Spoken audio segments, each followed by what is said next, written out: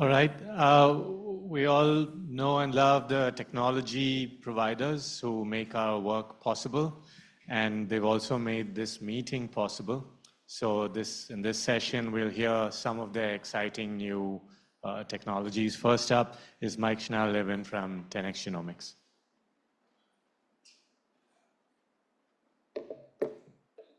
All right, hopefully you can hear me. It's really great to be here. I'm Mike Schnall-Levin. I am the CTO and founding scientist at 10x, and I'm here with a really amazing group from 10x. I get the honor to present to you some of the most recent products we've launched and new directions we're going, but more importantly, I think all of us are really excited to meet with as many of you as possible to hear what would be most impactful to you and how we can really execute on a shared vision together. So I wanted to start here. This is our mission at 10x, and that's to accelerate the mastery of biology to advance human health. And this is really our North Star at 10x. It drives the products that we build, it drives a lot of the decisions we make day to day, and it drives the new directions that we choose to go in. And we think that this mission is really highly aligned with your collective mission. And it's also all the more important today because we're seeing that science is being undermined and attacked in some parts of the world. And yet we're at the cusp of being able to translate a lot of these advances into really positive impacts on human health. And we need to make sure that we don't get derailed in that. So we've been really excited at 10x to partner with you and the HCA for nearly 10 years. We have viewed this partnership as an incredibly beneficial relationship. Obviously, we've built many of the technologies that have been heavily utilized in the HCA, but also your vision and direction for where you wanted the world to go helped set a lot of the directions for 10x as a company and where we have gone in the last several years. And just highlighting a few of the ways that we've worked together, many of our technologies have been a huge part of powering atlas generation. And as I mentioned, as you guys built out these atlases and told us what you needed, that also drove new directions from us. We've also worked closely with a number of labs on technology collaborations and democratization as we have developed and commercialized new technologies. A number of those have actually come from member HCA labs and have been key inventions that we've worked together and partnered on that. And going forward, we're really excited to find new ways to partner together. So if you have ideas, if you want to talk about things at this meeting, we'd love to talk to all of you. At 10x, we think we're really the established leaders in single cell and spatial genomics. We've been working on this for well over 10 years, if you include the internal time that we've spent on this. And this is really a multidisciplinary approach at the company. Of course, there's the R&D aspect of this, building new products, innovation. That's what gets me very excited as the R&D guy. But there's a broader set of capabilities we built in the company that are really important for delivering value to you. This includes a broad set of the field team that works very closely with our customers to make sure that you're successful. We frequently hear feedback from many of our customers that some of their best interactions with 10x come through that support team and those field teams that are obsessed with making them successful. And Mena Mustafa, who's our head of commercial, is here at this meeting today. And more recently, we hired a new head of operations, Jim Goodrich, who's also here, and we've been driving real scalability in our operations, been driving improvements in quality and also improvements in cost structure, which we can pass on to you, and I'll highlight some of those examples today. One of the key technologies that we work with as we build out our products on our Chromium and Visium platform are the downstream sequencing readouts. We've worked hard in both the Chromium and Visium platforms to make sure that the products in this platform are very sequencing efficient so that you get the most out of your sequencing reads no matter what platform you use, and I'll show some data on that. But we've also been really excited to partner with emerging sequencing platforms that are really disrupting the status quo. There are things like long-read sequencing from Oxford Nanopore and PacBio, which get you isoforms from single cell and spatial data, and that's a really exciting area. But also as people are really pushing scalability, we're seeing increasing adoption of platforms like Ultima, which gets you the most scalable short reads today. We're seeing this being adopted by the largest projects. I'll highlight a few of those. We're also, of course, excited about even more emergent sequencers, things like Roche. We've seen a number of their early access customers use 10x libraries with their sequencers and get great success, so we're really excited to see where that can go. Finally, the last thematic area I wanted to highlight before I got into more of the products is an area that we're very excited about. We know all of you are very excited about. We know the whole world is obviously very excited about this. but we think this is for a good reason, and that's the area of applying AI to the single cell and spatial and multi-omics data. We think we're really at a point now where between massive scale data generation at high quality on the right samples with the right medical information, and combining that with the just massive acceleration of data analysis and interpretation that some of these AI tools are going to bring, that there's going to be tremendous impact on human health. Aviv highlighted a few of those examples, like Spatial Agent from her group, ST Agent, and there's a number of others. These are really exciting kind of early signs that AI is going to massively accelerate scientific research. And we're really excited that a number of the largest single cell projects are aimed at things like virtual cell and building out very large scale data sets that can be then mined by AI for insights. Okay, so with that, I'm going to jump into some updates about each of the platforms. So as I mentioned, we've been working on Chromium we've had Chromium on the market for nearly 10 years now. I think together with the revolution that you guys have driven, this has really built out the largest ecosystem of single cell users. More than 15 billion cells have been analyzed to date using Chromium, and Chromium has been utilized very heavily for large projects like the Human Cell Atlas, as well as large public repositories like CZI's Cell by Gene.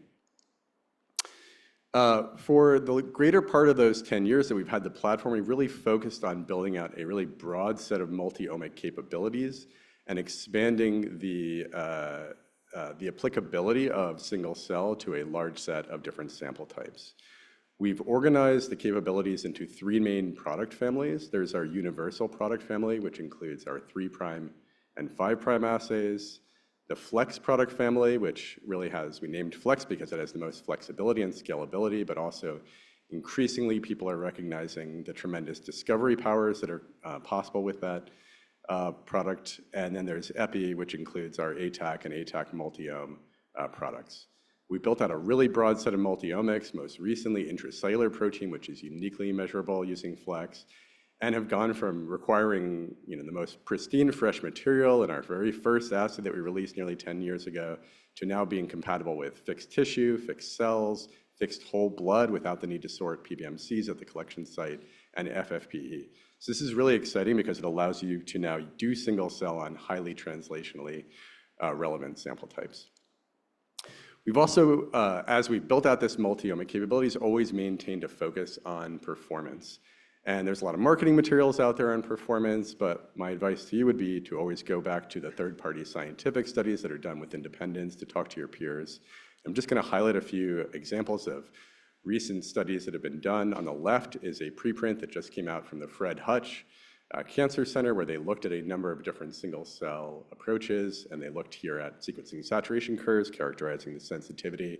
What they found was the GEM-X versions, the latest versions from 10X, were most sensitive, followed by the previous versions, next-gen versions from 10X, followed by the products from all the other vendors.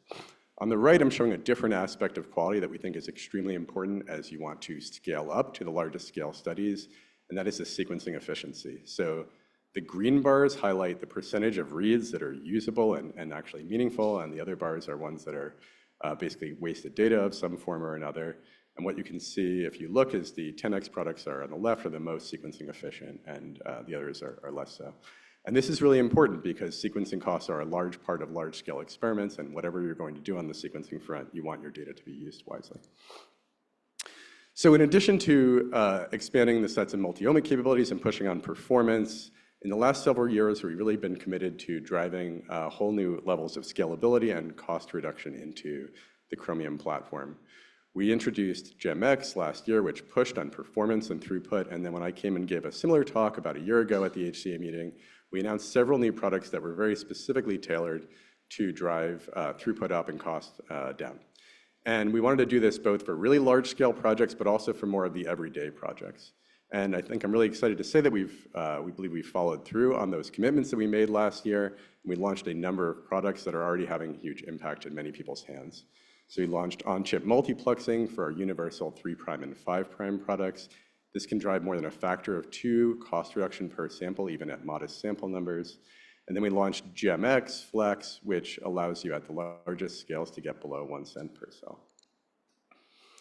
But I'm really excited that in the coming months, we're going to have a new version of GEM-X Flex. It's a version 2, which is going to be a very smooth transition from GEM-X Flex, but allows you to really scale up.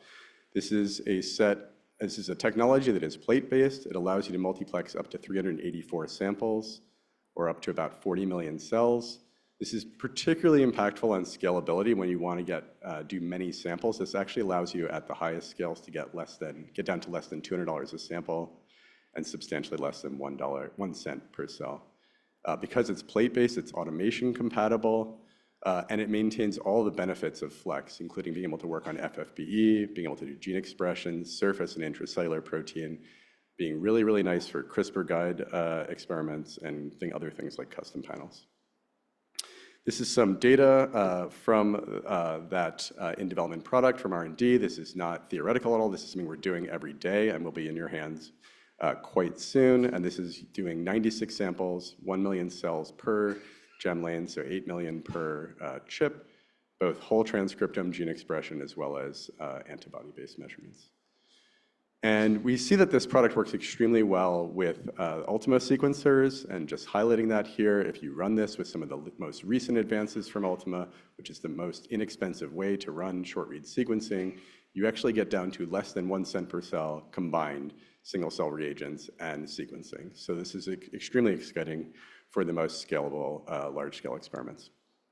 We think this is why, if you look at a lot of the most recent large-scale projects that are starting to emerge, they have chosen to go with 10x products, and in many cases with Flex, and a number of those cases with Ultima sequencing. Just to highlight a few of those, there's the 1 billion cell atlas, which is a really large-scale set of single-cell experiments, including a very large percentage of perturbation screens that will be performed on Flex with Ultima.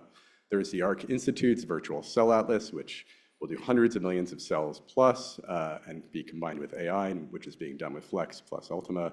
We're also seeing large-scale translational studies like an Imperial College London study, which will do thousands of samples on Parkinson's disease using our universal assay. With that, I'm going to switch into Visium.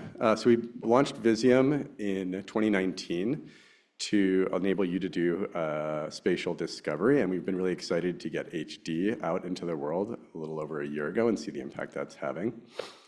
We launched HD initially with our panel-based assay, which is analogous to our Flex assay, because that had FFPE compatibility. That's really table stakes for a spatial assay now, because the vast majority of samples and the most translationally impactful samples are on FFPE. We also have really nice protocols for fresh frozen and fixed frozen. Something I really like to highlight when you think about these array-based spatial approaches is that you really need to pay attention to spatial accuracy.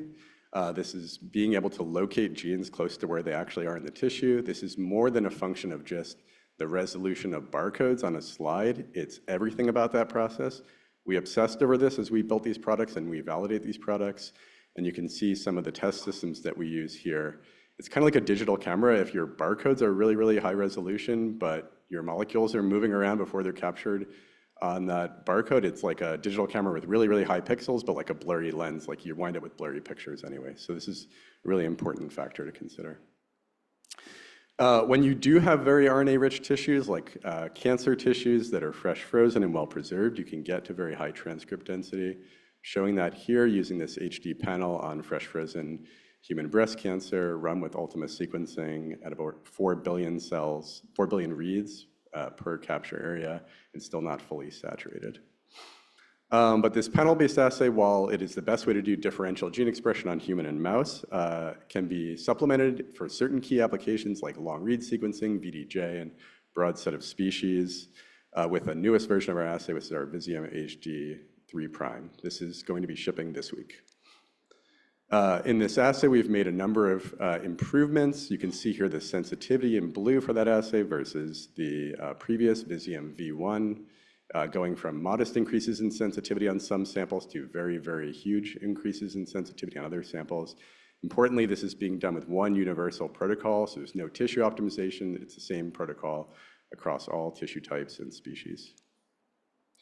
This is being paired with a new version of Space Ranger that is going to include segmentation that comes from the H&E image itself. This will work on both our panel and 3' assays for HD and will be released this week as well. And then finally, we'll be releasing larger scale versions of these assays later this year, so you can do Visium HD and XL when you have larger tissue sections. Finally, I want to hop into Xenium. So we launched Xenium about 2.5 years ago, and we've been really excited about the adoption that it's gotten. It's been chosen by many different labs because of its superior performance, because of the broad set of capabilities that are possible, and because it's fast and easy to use. And one of the things that excites me, particularly as the R&D guy, is I can see that there's going to be 10 years plus of development on this platform. We're so far from where this can go that we are extremely excited about where we can take it, and we're extremely excited to talk to all of you about that and hear where you would like us to take it. We spent a lot of time in the early years of the Xenium launch building out a broad set of capabilities for both fixed panels, the ability to customize those fixed panels, and the ability to do full custom, to run these on a broad set of different kinds of sample types, as well as to do advanced customization for things like isoforms, xenografts. We've had customers have success with TCR and BCR and exogenous sequences. But one of the things we're really excited to release in the coming months is a multi-omics solution that will allow you to do RNA plus protein on the same tissue. RNA is obviously incredibly powerful because it is so scalable. It allows you to really interrogate cell types and cell states in a very flexible and technologically scalable way, but there are certain cases where protein is really the molecule that you want to read out. It's the molecule that's actually doing the function in the cell. This product will basically look like very similar to Xenium currently, where you will add in a little bit on the library prep. The instrument will do a fully automated decoding that includes both the RNA and the protein, and then the data will be visualized in Xenium Explorer in one joint visualization. Hopefully this video is going to play. Okay, so this is an example from Xenium Explorer, just showing what this data looks like. This is 28 proteins and 477 RNA targets, which is the human multi-tissue panel, plus 100 add-on genes on a clear cell renal carcinoma. You've seen kind of a tumor stroma boundary, and then it's flashing through different immune cell markers across that boundary. And if you were paying attention carefully, you could see that different immune cell types were differentially infiltrating into the tumor and positioned in the stroma. I'll take you through a very brief additional anecdote on this sample type. So again, this is this clear cell renal carcinoma where we've done this gene expression. Here you see the gene expression from the 477 genes. You can see that there are kind of clusters of where the tumor cells are that are circled here. And these match with the pathologist annotation of the H&E that was taken from the exact same tumor section, which is tissue section, which is what you would hope. But interestingly, if you actually look at now the RNA and the protein that have come from that same tissue section, you can see that within the RNA, all these tumor cells are clustering as identical cell types, but within the protein, you were actually able to subcluster one of those regions as different. When you see what that is driven by, it's by CD138, which is kind of interesting because this is actually a marker that is known to correlate with the prognosis and is actually a therapeutic target. And then one of the exciting things that really shows the power of having both the RNA and the protein on the same tissue section is when you go back, even though the protein is what drove the clustering, the RNA is actually differentially expressed for a number of key genes if you actually select those regions. So like single cell, we've been really excited about a number of the emerging large-scale projects that are now happening on our spatial platforms. We have, just to highlight a few, we have the Mosaic project. This is aiming to do 7,000 samples and has already run over 2,000. We have the Tissue Map, which is, I believe, being the main PI is Shyam, which is going to look at highly clinically relevant samples, thousands of them on Xenium. And we have many more that you can see here. And we believe this is really just the beginning. And one of the things that we're most excited about here is that these are on clinically relevant FFPE samples, in many cases from clinical trials or from clinical collected samples. So it's really not hard to see how this is going to have near to medium term direct impact on people's lives. So finally, I just wanted to end. I mentioned earlier that We believe Xenium has 10 years plus of technology and product development that we can do. I'm not going to show you a 10-year roadmap. I can't do that, but I do want to highlight some of the areas that we want to go and that we think you're going to be very excited about.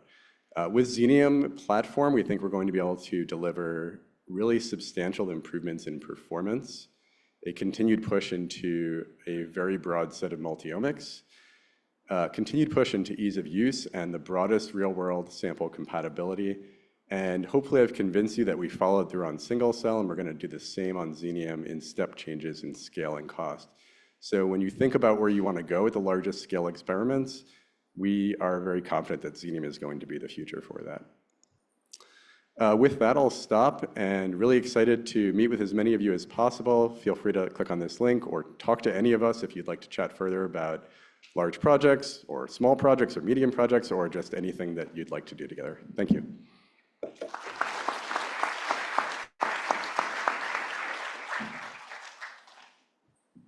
Maybe one quick question. Chloe. Amazing portfolio. You sent a teaser. I don't even know if you can disclose anything about the XL, extra large Vizgen. What's the size of the tissue? It'll be similar to the current XL, so it's like 11 millimeters by 11 millimeters. Thank you. That's great. Cool. Thank you. Thanks very much. Our next speaker in today's technology session 1 is Darren Segale from Illumina. Thank you. Okay, good afternoon, everybody. I'm Darren Segale. I work at Illumina in the R&D department. I lead the Advanced Platforms team. It's actually my second time at the Human Cell Atlas conference, and I'm excited today to introduce Illumina spatial technology. We unveiled it just a few months ago at the AGBT conference.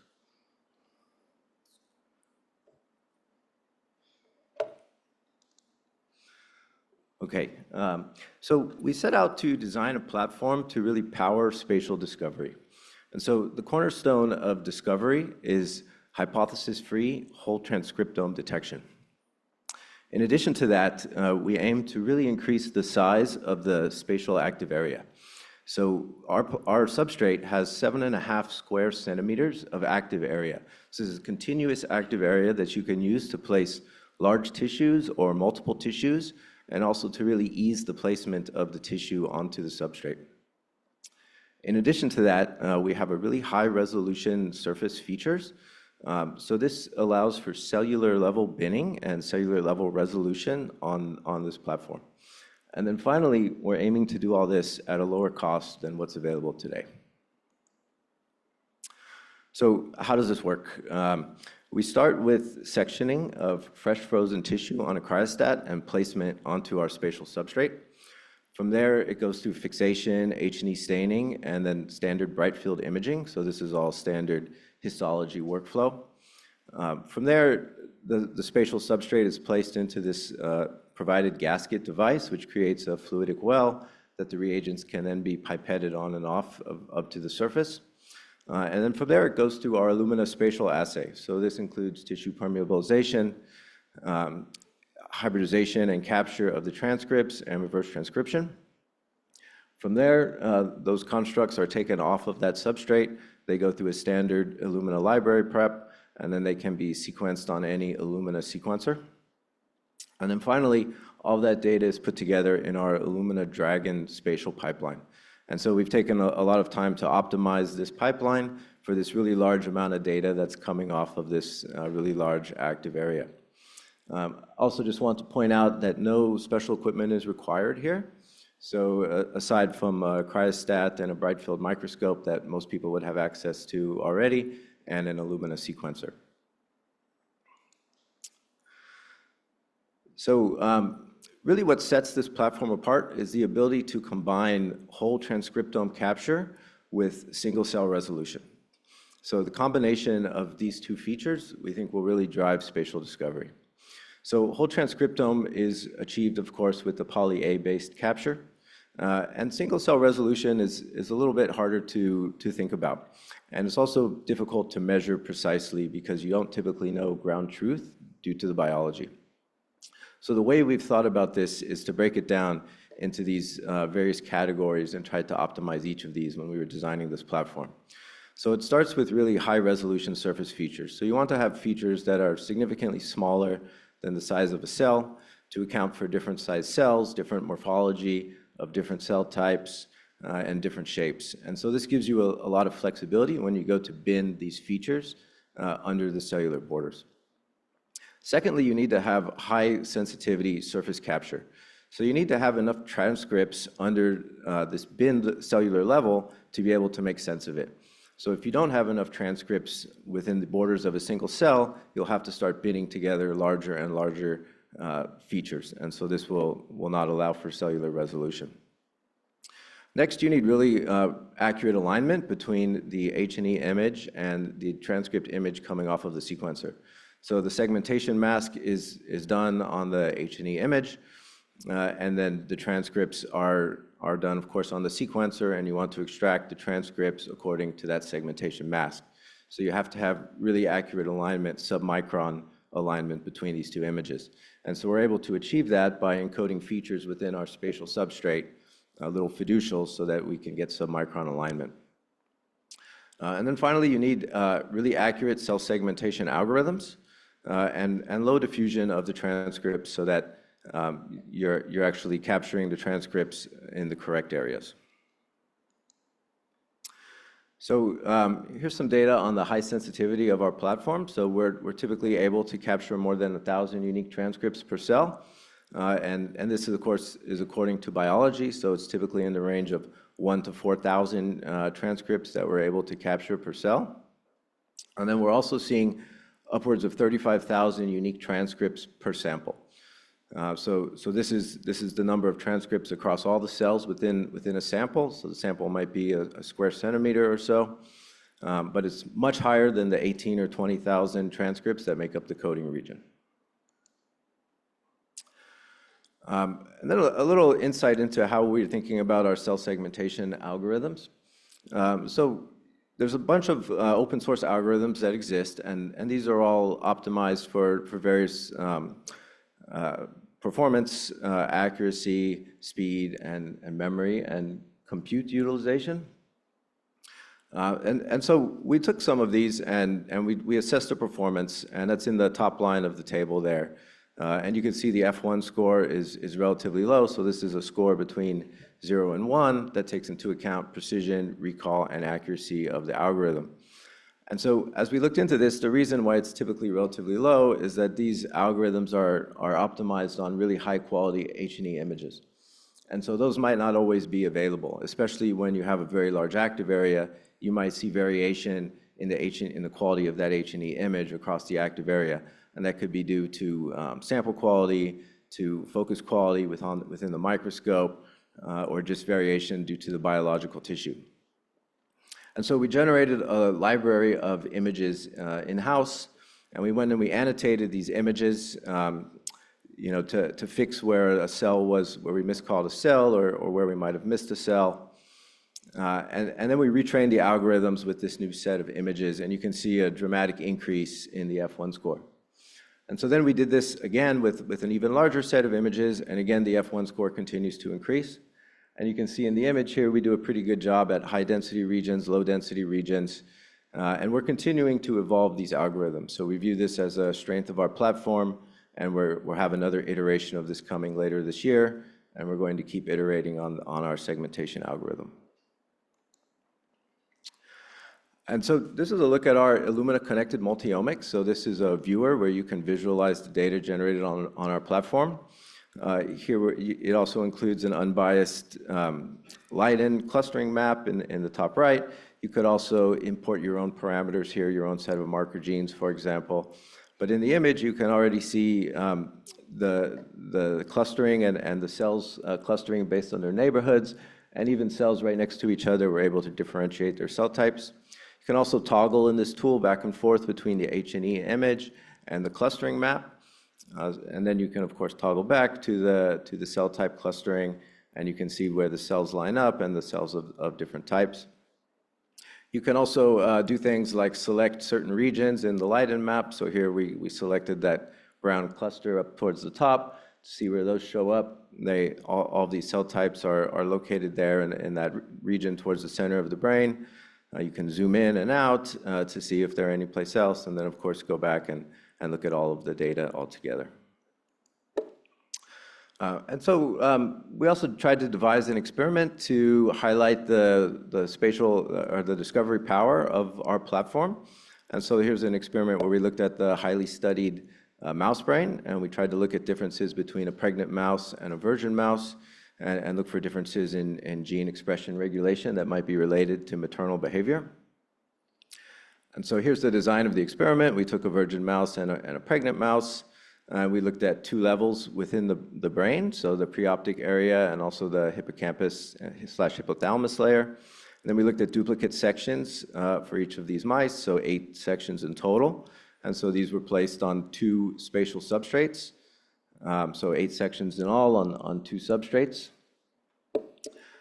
And so here's the data coming out of that experiment. So we get the H&E data up in the top left. We get the transcript data on the bottom left, and this is a spatial heat map of all of the transcripts, so you can see different levels of expression in different areas of the brain. And then on the right are the sequencing saturation curves and the violin plot showing the number of transcripts generated per cell. So again, on the order of 1,000 or more unique transcripts per cell.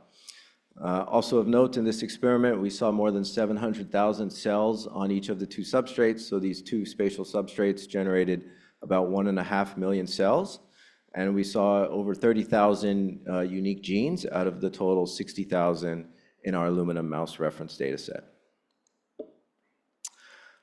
So again, here's a look at some of the data with our visual Illumina Connected Multi-Omics visualization tool. So you can look at individual genes. You can select from a drop-down list of genes in this tool and choose any gene of interest. So plotting 3 of them here along the bottom, and you can see how they spatially organize within the brain. And then you can also do zoom-ins on the right of the cell clustering results and see the zoom-ins on the spatial neighborhood. So just a closer look at the lateral ventricle and the medial habenula. And then on the far right are some of the marker genes that are associated with each of those cell types. So you can look at the data in a variety of ways with this tool. The data can also be exported out of the Illumina Connected Multi-Omics tool and is compatible with third-party tools. So in this case, we exported it out. We combined it with single-cell reference data in order to annotate the various cell types that we found in this data. And so those are shown on the far right, and some of the nice pictures we generated of the mouse brain. And then I also want to show a zoom in on the value of the high sensitivity data. So on the far right is our full sensitivity data set, and in the middle here we downsampled the data to 50% of the total sensitivity to give you an idea of what you might miss if you didn't have this high sensitivity capture of transcripts. And so a few areas to look at towards the bottom, you see the dentate gyrus and the hippocampus. Those are circled in green and red. And on the right, you can see they each cluster nicely into a single cell type, so green and blue. But on the middle image with the downsampled data, they kind of speckle together and they both look very similar to one another. So it would be hard to differentiate those 2 cell types with the lower sensitivity data. And then also the lateral habenula, which with the 2 circles towards the top of the image, is only visible in the full sensitivity data set. So you wouldn't be able to even identify that cell type in the downsampled data set. And you can see there's one less cluster, 17 versus 18 in the 2 data sets. Okay, and then so also to demonstrate the discovery power of this tool, we took the data set, the pregnant mouse and the virgin mouse, and we did a differential gene expression. And so we plotted that with the heat map. Those are the differentially expressed genes there in the upper left. And you can see a bunch of changes in the pregnant mouse relative to the virgin mouse. And one area that really stands out is the habenula. the habenular nucleus there. You can see it's bright red, indicating a large amount of upregulated genes in the pregnant mouse. And so this area of the brain is known to be involved in mood, stress, and anxiety regulation. So immediately this makes sense biologically when we think about changes to the pregnant brain. And then in the Venn diagram, we're showing the total more than 30,000 unique genes that we discovered that we saw when we looked at this data set. And of those, more than 2,000 of those genes are differentially regulated in the pregnant mouse relative to the virgin mouse. And so these are all potential targets for discovery. And just as a comparison, if we look at a 500 gene panel, typical 500 gene mouse brain panel that might be available today, you would have only seen 66 of these more than 2,000 differentially expressed genes. So really the hypothesis-free whole transcriptome data is critical for this. And then on the right, we took a look at one particular cell type, so the oligonucleotides, and these are known to be involved in pregnancy. And so just two that we picked out when we did a differential gene expression plot, SGK1 and IL-33. And one of these is upregulated in the pregnant mouse, and one of these is downregulated in the pregnant mouse. And neither of these are reported in the literature that we could find. So again, new targets for discovery, and just an example of that. So then in conclusion, our Illumina spatial technology, so hypothesis-free discovery power. So we have unbiased whole transcriptome profiling, really high sensitivity and cellular level resolution, advanced data analysis and visualization, so an end-to-end solution from start to finish, including the spatial assay itself, the sequencing, and the informatics and analysis, including the visualization tool. And then we have this really large and flexible capture area and active surface that we're excited to see what people can do with. And then finally, all this is coming soon. So we're currently already working with some key opinion leaders. We have an early access program that we're signing people up for and is rolling out later this year. And then we're aiming to release this product in the first half of next year. Thank you.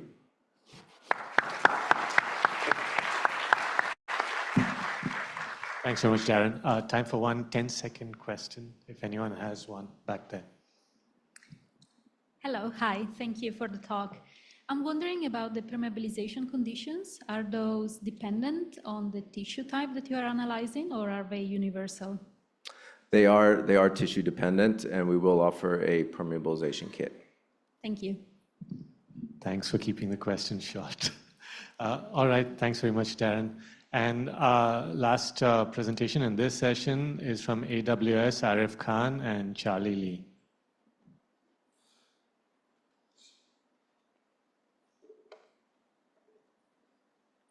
Hello, everyone. Good to see some familiar faces that over the years I got to know, and a lot of new faces as well. Let me actually move the slide. My name is Arif Khan. I lead the nonprofit research team. I'm from Chicago. It frequently travel, but the 16-hour flight from San Francisco to Singapore was probably my one of the most challenging one, but looking forward to come down here more often. What a beautiful city. We at AWS, although I've worked with HCA for some time, but this is the first time we got the opportunity to sponsor this event. And we are truly grateful for it and looking forward to continue partnership. On the slide, we just want to share with you a few of my colleagues here with me. Charlie is standing right next to me. He's the genomics industry lead. And then you will see some of the other colleagues that you can meet through at the booth that we have. And also on Wednesday, we have a session where you can plan to meet them. Most of them are solution architect and deep into the industry. So I'm from the AWS nonprofit research team. As some of you know, AWS is part of Amazon. And within AWS, there are many different industry verticals. So I just thought to just give you a little bit more about AWS nonprofit, which is totally focused on the customers who are doing a lot of genomics, life sciences research, like customers that you see have their stories shared, plus many others such as Allen Institute for Brain Sciences that you heard about, CZI, and some others. Within nonprofit research, in the morning talk, you may have heard about, or you may recall listening about the AWS Open Dataset program, which is one of the key programs that we have to offer customers to store data, which is valuable for the industry side. Plus, I also wanted to share with you some of the other programs that we have that could be very beneficial for the folks here. Some of you may have heard about generative AI. I don't know who has not recently. It's such a hot topic. So within our business, we have a number of different programs that are tailored towards generative AI, and especially on the public sector side, and also for considering of the responsible AI. One of the things that I also want to highlight is, if you look at the second link here, is for the Imagine grant. We do offer for our nonprofit customers a very uniquely tailored program, which is designed to help them accelerate their mission. Happy to talk to you more on this. We have a booth right here, number 1, right next to the food stand. That's the easy way to remember it. So come down and join us if you would like to learn more about the AWS Imagine grant program. And also some of the other generative AI training programs. Happy to give you a little bit more color. Similar to Open Data, these are designed to accelerate through some AWS investments towards your mission side.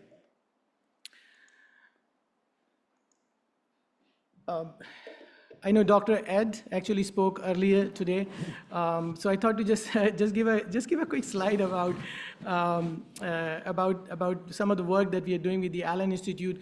A lot of time I feel like I've been with AWS, as I shared, 5+ years, and it is very interesting to see how do we partner with the research institutes. I always find research institutes have a little bit longer cycle of technology adoption. It takes some time for them to fully absorb and how they can leverage the technology for the mission acceleration side. So this is truly a remarkable opportunity that we are very grateful for the Allen Institute to partner with AWS in building the brain knowledge platform. This took a couple of years. We are in the partnership now, and the platform is actually built and is being leveraged not only by the AWS internal teams, but also I know Allen Institute Brain Knowledge Platform is now open for other institutes to host their data and do a lot of cross collaboration. We at AWS and Amazon, we call it a day one mindset, which is there's always some new ideas, new things coming up. As I shared in the previous slide, there's a generative AI, new innovation techniques that are going in to further accelerate research. So we are now working with the next evolution of BKP with the Allen Institute to further evolve the platform. There are a lot of underneath technology details behind the Allen Institute Brain Knowledge Platform. I think some of you probably know AWS has over 200+ services, so I can start talking about some of them and can bore you more. I know this is an afternoon session, so I will skip that portion, but feel free to come down, and if we are at the booth number 1, if you have any questions, we will be happy to share more on that. With that, I'm going to pass it to my colleague here, Charlie. Thank you, Arif. Hello, everybody. I'm Charlie, the Genomics Industry Lead based in Singapore. So I'm happy that I do not have to travel 16 hours to HCA. So I'm very happy that HCA is here in Singapore this year. And hopefully more big events in research and genomics can happen here in Asia. Right. So I'm going to bring you through one of our services in AWS, right, that is empowering researchers to do a lot of these big projects, right, in genomics. So one of our services that is available in Singapore is AWS Health-Omics, right? This is a purposely built service for genomics that can help researchers to store, query, and analyze genomics, transcriptome, and other omics data, right? So there are services and functions within AWS Health-Omics that can help you to store data, right, to analyze different workflows, and to put all these data, right, into a Parquet format, right, which then you can use with other services or put them into data lakes to help query, right, in a large-scale manner. This is important because I think, as we know, for single-cell and spatial omics, right, the data are huge, right? You have genomics data, you have RNA-seq data, you have imaging data, right? And that is a lot of data to be managed, to be stored, and to be analyzed, right? So as we help researchers, right, to process this kind of large data sets, right? So the cloud services that can enable you to do this is very important, right? As you store data securely and in a scalable manner on our Amazon S3 storage, right? That is the base where you can build upon all your other applications. Then you can use a service such as Health Omics, right, to analyze and to process your data for downstream. One of the main features in Health Omics is what we call workflows, ready-to-run workflows, right? So we have 35 ready-to-run workflows that is already optimized by our team. So that can be used in single cell, we also with our partners such as Sciention, NVIDIA, right, to power examples such as for this company in Northern Ireland, Sunrise. They actually use Health Omics and some of our AI services, such as SageMaker, to process their single-cell RNA-seq data.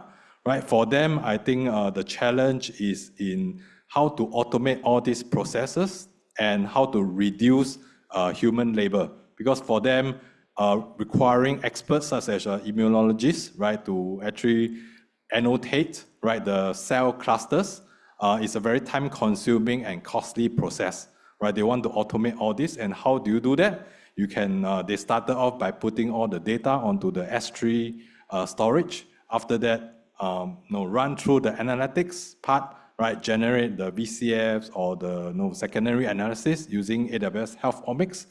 After that, you can use AI, right, to process the imaging, right, to circle out all the cell clusters annotation. That will actually save a lot of processing time. And you want to make use of your immunologists, right, or your expert people, right, in certain complex tasks rather than the manual task of doing all this annotation, right? For them, after they use AWS, they do see a significant cut in their annotation times by up to 50%, right? They're also able to reduce errors by up to 5x because everything now has been automated by AI, right? And of course, for the complex cases, then the experts can spend some time to look at it. And for them, it saved up to $20,000 per experiment.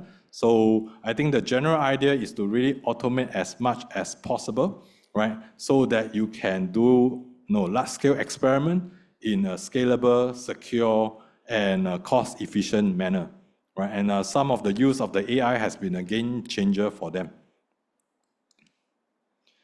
I also want to bring up one of our programs, which is the Open Data Sponsorship Program, right? So this is a very good, nice program that AWS provides, which can enable researchers to democratize access to data by making it available for analysis on AWS.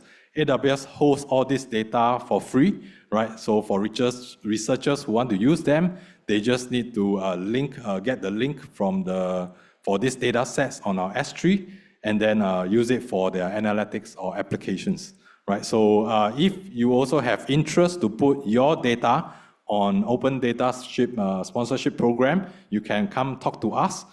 We do support this kind of programs with researchers, especially for data sets that you think would be highly useful to the community. This is also one of our ways where we give back to the community as well. Okay. So as Arif mentioned, right, we have lots of programs coming up, especially the workshop, right, on 11, which is a Wednesday morning. And also we have our booth, right, at the number 1 booth at the corner. So visit us when you have the chance, and then we can talk more about how to support your workloads. Anything like that? Actually, just one last thing. We have a limited supply of shirts. So if you stop by at booth, you can claim your shirt. So that's the only thing that I want to add. So please do stop by. But thank you so much. Thank you so much.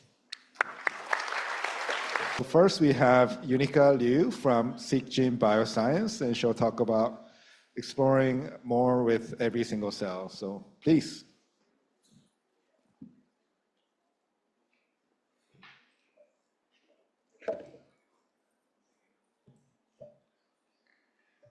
Hello, everyone. Nice to see you all here today at HCA meeting. I'm Yunica from Seekgene Biosciences. Today, I'm going to share with you some of our innovations in single-cell technology. So before we start, I just want to let you think about a very quick question. What's the most important needs in single-cell research? Is it innovative multi-omics like spatial, ATAC, dynamic methylation, or affordable flexible solutions? Or you might think reliable platforms, or like 4-chain product line to support you from the start of the beginning of the single-cell workflow to the end. But just want to keep that question in mind, and I'll just talk about our Seekgene products. So here's a single-cell workflow, which many of you might be very familiar with. But I want to start from the platforms first itself. So as you can see here, this is our single-cell instrument to do single-cell separation labeling. And most important point is that using Seq1DD, if you have 1 sample or 2 samples, we don't need to collect all the 8 samples per run. So we have a reusable replace chip for the MPT channels. It's very flexible solutions for single-cell study. And this platform is also based on droplet system. But what really makes our technology flexible and versatile is the use of universal beads. So this one is really based on the use of random primer. We actually replace the oligo-DT with this spatial random primer to capture RNA sequences.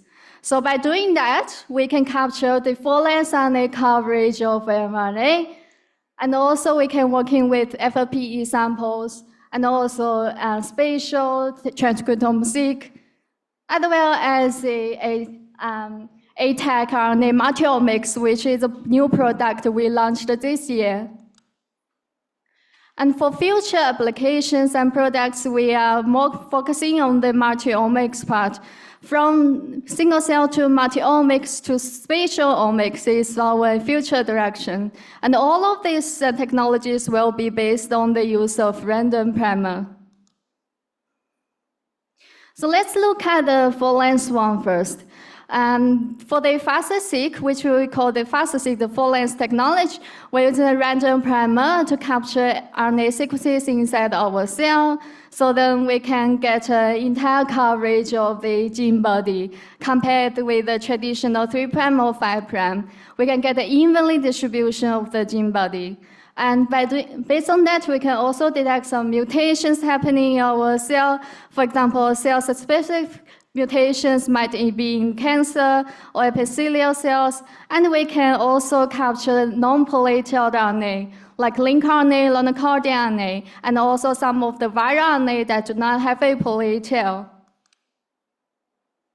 So I want to show you some of the data performance with FastSeq. As you can see, we have done a lot of testing on different tumors, samples, and also some organs. And you can see the median genes per cell in that color is pretty well. And also we compare with 3' actually detect like double number of link RNA with FastSeq compared with 3' in the human tumor samples and mouse lung samples.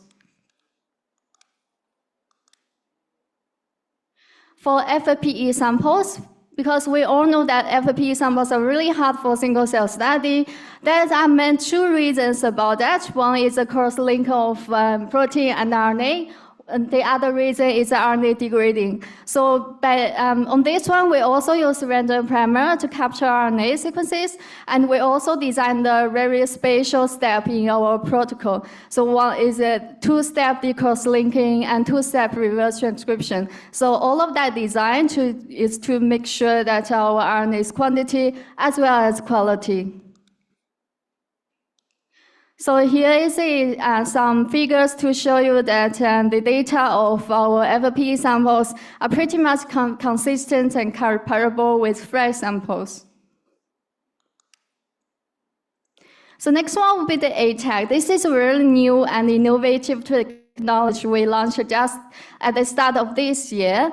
And as you can see, normally we start with the nucleic isolation, then we will do a TM5 segmentation using that TM5 enzyme, and then we're also doing the droplet formation. And one point to mention here is that within each droplet, we actually have two reactions happening at the same time. So one is a bioligation by capturing ATAC sequences, and the other reaction is about reverse transcription of capturing our RNA sequences. So here we have two libraries generated. One is the ATAC library, the other one is, of course, the RNA library.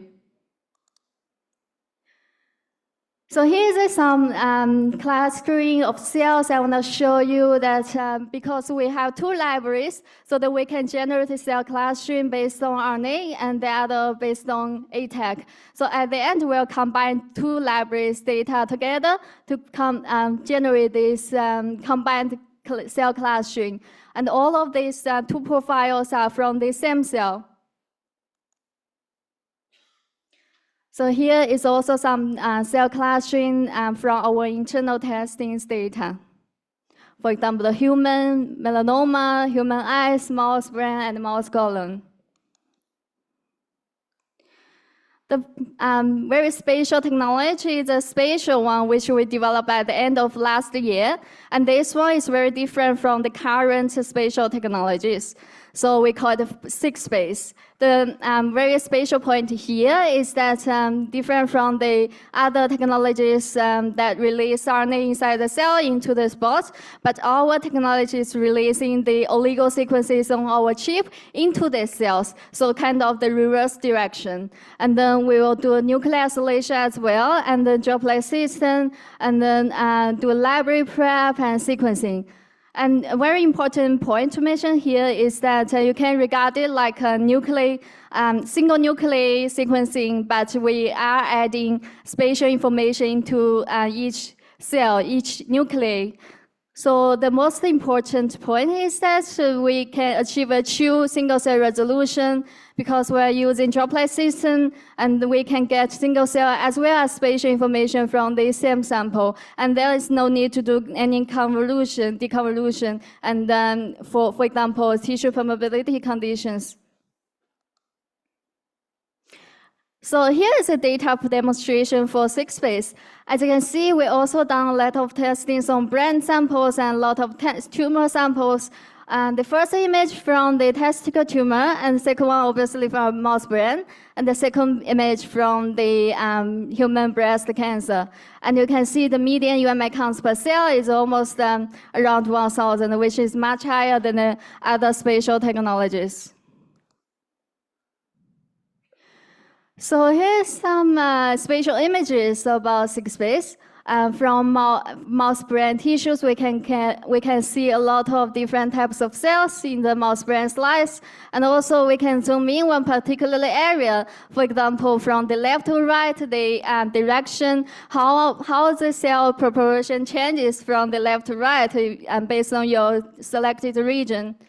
And the below left image is from the lung cancer, about the TIS region.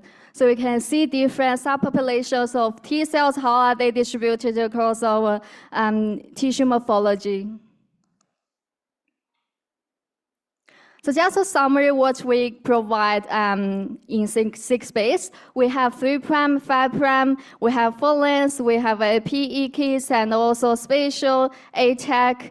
And for the upcoming products, we are more focusing on the multi-omics and also triple omics like spatial, ATAC, and DNA methylation in the same kit. So that's how our Seekgene is doing our R&D session. And just one point to highlight here is that all of these reagent kits are compatible with one machine. So for example, you have one machine, you can choose any of these reagent kits based on your research purpose. There's no need to buy any extra machine for different reagent kits. So all in one machine. And the next step is, the next part is from the cell counter, because we all know that cell quality check is very important and crucial for our single cell research. So that's why we developed this machine, cell counter. So you can choose cell type, you load the cells, and you can see different indicators and parameters. For example, cell availability, cell concentration, and also aggregation rate and nucleate rate, for example. And the machine is very compact and small size. And for one chip, we can download like 6 samples for one chip. It's very saving time and save your bench space. So last part is about our software. We also have our own software for single cell visualization, which is called Seekgene tools for the single cell visualization and quality check. So just back to our question, what's the important needs for single cell research? For the multi-omics, we have different reagent kits. For flexible solutions, we have our DD system. Yes. And for reliable platforms, we have the digital droplet system. And then for chain product line, we have cell counter and Seekgene tools. So we have all that in mind in Seekgene, so our cells are very happy. Last part about Seekgene, our company. We are based in Beijing. We are a Chinese company. And we were established in 2018. It's about 5 years.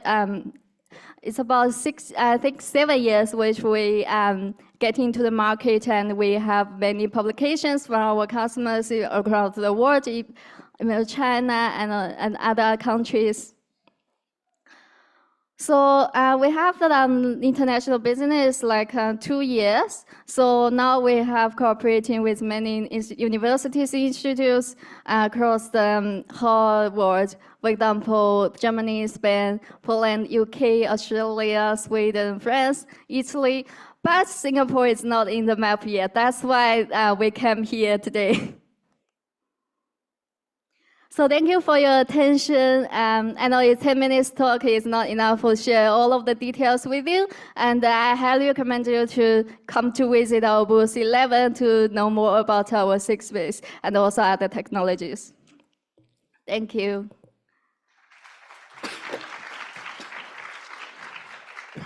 Thank you very much. For the interest of time, we would have to go to the next speaker. But please visit the booth and please talk to Yunica.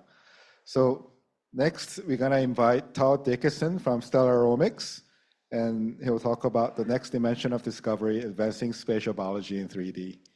So Todd, please. Thank you. Okay, can you hear me? Wave in the back if you can hear me okay. All right, thank you. Okay, good afternoon, everybody. Great to be back here in Singapore, and delighted to have the chance to introduce all of you to a new spatial company based out of Boston called Stellaromics. Let's get this going. Okay, so it's no secret that spatial technologies are definitely a defining technology of this decade, and this meeting is really underscoring that fact. And you know, as a guy who has spent his career developing genomics technologies, I can honestly say that I am super excited at what's happening in this space and how fast the pace of spatial has been in the last 6 years. And now with Illumina getting in the game, it's really exciting to see this expansion to higher plex and higher, wider samples. But there is one dimension that these technologies are not going in, and that is the Z dimension. And so if you look at all these technologies, they're essentially two-dimensional technologies tackling three-dimensional problems. And so Stellaromics really was kind of born out of this notion that in order for us to achieve the clearest picture of biology, we also need to look at three-dimensional problems in 3 dimensions. And so that is really our core mission at Stellaromics. So to help illustrate this, what happens when you take a tissue and you slice it down to 5 or 10 microns? Well, if we flip this tissue on its side and we watch what happens, you see a bunch of cells with their heads cut off, right? I mean, you're really destroying a lot of these cells as you do the sectioning process. And so this can lead to challenges. It can lead to challenges with segmentation, loss of transcripts as they diffuse out of these broken cells, loss of rare cells. You've got a tremendous amount of bias that can be an impact of the sectioning process, depending on if you've cut at the right place, whether you'll see what you're actually looking for. And then beyond just the 2D, 3D problem is the fact that most of these technologies today are really static snapshots in time of transcription with a few proteins layered on. Stellaromics is really trying to also, in addition to bringing this 3D dimension, is to actually bring us into true multi-omic space where we can have the ability to look at which RNAs are actually being actively translated, and I'll talk about that in a few slides. So now, if you take preserved thick tissue and you put this thing on its end, you start to appreciate the true rich cellular environment. Here you have multiple cellular layers intact. You can see the rich network between these cells, and you can start to understand what's really happening in 3 dimensions. And so this kind of need for 3D tools was recognized early on by our founders, Carl Dijsselroth at Stanford, and his postdoc at the time, Xiao Wang. They worked together to launch the StarMap technology, and that was published in 2018. Stellaromics was incorporated a couple of years later to commercialize that technology, and others coming out of Xiao and Carl's labs. But really, our innovations and our culture can be stemmed all the way back to Carl's work, innovating around optogenetics, and then a few years later, the Clarity tissue clearing method. These are technologies that we incorporate into our PIXA platform, which we announced just a couple of months ago. So I want to tell you a little bit more about the PIXA platform. This is a fully custom confocal in situ spatial sequencer capable of 3D spatial transcriptomics. It is subcellular resolution. And I'll take you through what that looks like in just a few moments, but it's compatible with small RNA and gRNA, guide RNA localization. This instrument generates a ton of data, somewhere between 5 and 10 times more than a typical 2D method. And so we had to do a number of clever things about this instrument to really make it high throughput, high duty cycle, to make sure that the instrument run times were about on par with what the folks are used to today. So it is an extremely high throughput system, and both from a multi-sample perspective, but also from just how many cells it's capturing. This allows you to really, this volumetric approach allows you to capture rare cells that oftentimes can go missing in 2D technologies. The chemistry is very flexible. It's compatible with a diverse range of tissues. We're still early in our development, so we're still expanding tissues and trying to catch up to some of the other impressive platforms out there, but we're making good progress. I'll take you through that. Also, the panels are fully customizable. We recognize that everybody wants to look at their own genes. And last but not least, this instrument is capable of running both of our debut assays, the StarMap and the RiboMap assay, which I'll describe in just a second. Take you quickly through the workflow. Mostly just point out some of the things that are different about our technologies. We don't use glass slides. We use a 12-well microplate. We found that this is much easier. We've got a nice simple process for transferring tissue samples into the bottom of each of these wells. And what this allows you to do is really scale your science, right? So now you can do 12 samples at a time. You can pack a couple mouse brains in each well if you want. This is, of course, a human initiative, and so we're really excited to start seeing what this platform can do with human tissue.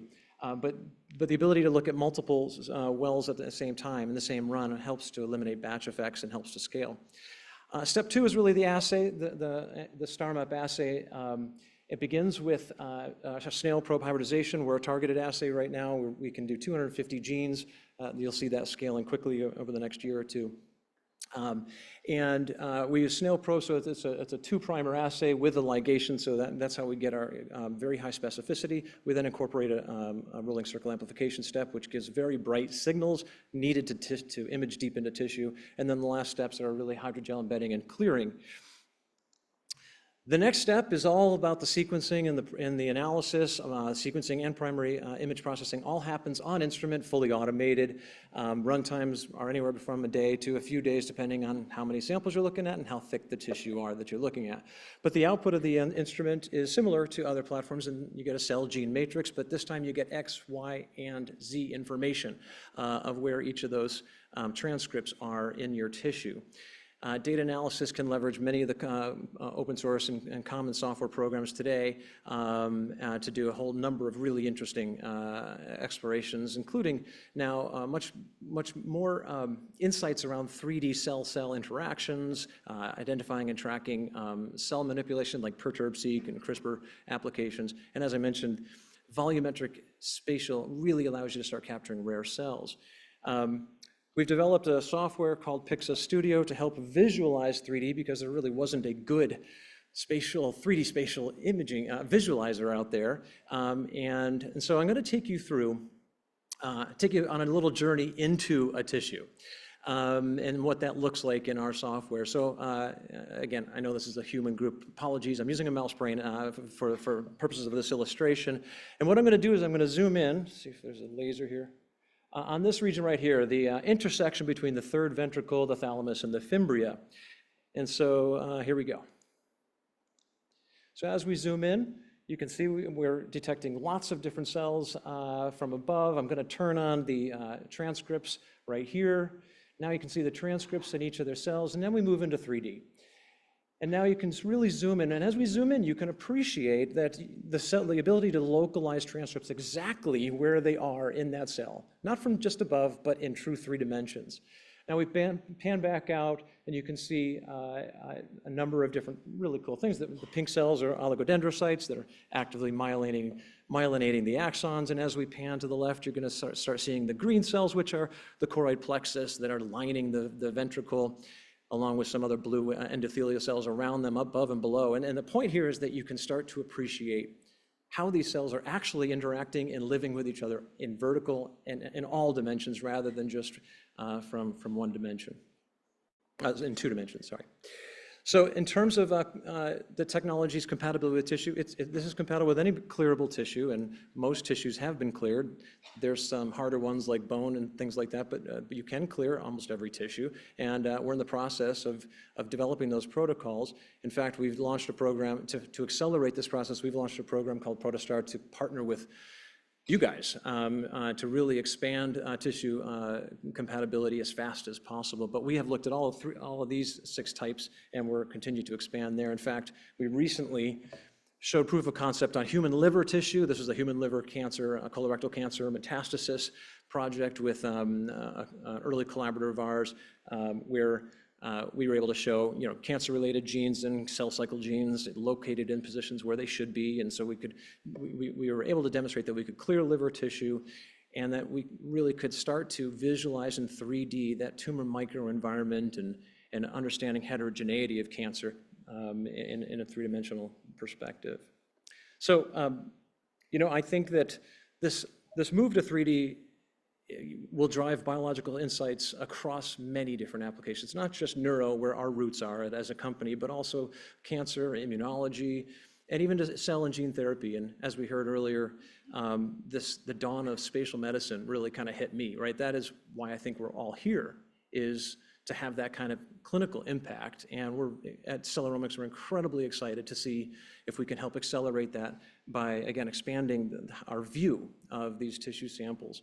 And of course, this is an atlasing conference and an atlasing group. By the way, this is my first HCA meeting, and I'm kind of blown away at the scope of this program and this group and the quality of the science. And so we're really excited to see if we can help in any way and become a part of it. But maybe a highlight kind of some of the things that we've heard from folks that spend a lot of time sectioning and taking 2D slides over and over again and trying to combine them back to 3D, that it is incredibly labor intensive. that each time you slice that tissue, you're destroying some of that sample, so that's gone. That sample's gone forever. So you lose tissue, you lose morphology, and of course, it's challenging with run-to-run batch effects to do this. I can't imagine actually sectioning these many slides the way you guys are doing. It's impressive. If you could just move to thick tissue, I think it would reduce this problem significantly, allow you to capture more contiguous 3D spatial information and those intact cellular layers that I spoke about, and really, actually capture true 3D morphology of in each individual cell. And we're trying to enable that with our PIXA instrument as I mentioned, a high throughput way. My last slide here is just a taste of what's to come. So I talked about StarMap, and that's a transcription assay, but RiboMap is a kind of a spin-off of the StarMap assay that was published last year by Xiao's group. And this is an assay that incorporates an additional probe in the ribosome, which allows you to only map RNAs that are being actively translated. So it serves as a really interesting and scalable proxy for proteomics. You don't have to develop all those custom antibodies. An ideal screening tool for RNA therapeutics. We're getting a lot of interest from pharma companies on this one. And it really allows you to start to measure translational efficiency. So moving beyond just transcription, but into that translational space. And I'll wrap up here that we are commercial and we are taking orders. We announced this platform just a few months ago. We are going into early access in a few short weeks. We've announced our first site, that's University of Glasgow. Delighted to announce the second one, which has not been yet announced, but announcing here today that Ray Chen at UCI and studying retina has purchased the second PIXA system, and he'll be working on that for this consortium. And we'll begin commercial shipments by the end of the year. And with that, I'm happy to take questions if there's time. Thank you. Thank you. With core technology, unfortunately, we don't have time. I went too long. Okay, Yes. sorry. If I'm standing here, that means time's up. So our next speaker is George Emaunel from Vizgen, talking about the MERFISH. So please.